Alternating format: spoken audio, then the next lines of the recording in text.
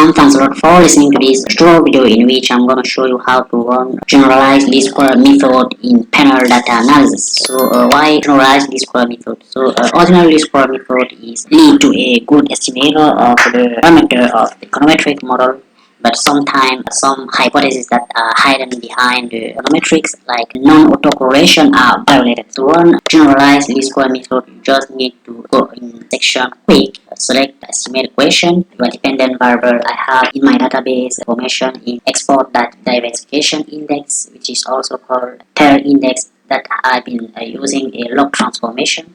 So my variable is L tail, meaning logarithm of tail index, followed by the constant and independent variables. We have the log of logarithm of exchange rate, logarithm of corruption index, we have the logarithm of human capital, we have the logarithm of the GDP, the logarithm of open economic openness, the inflation. My variable inflation has not been transformed by using log transformation because we have negative variable value.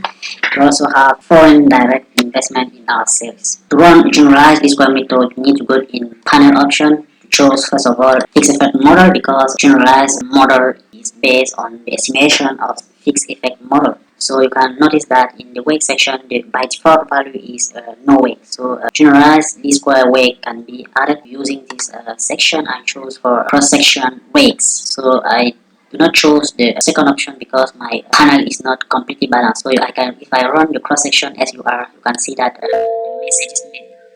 This message is saying that cross-section effect with cross-section as you are not allowed with balanced panel, because my panel is not balanced.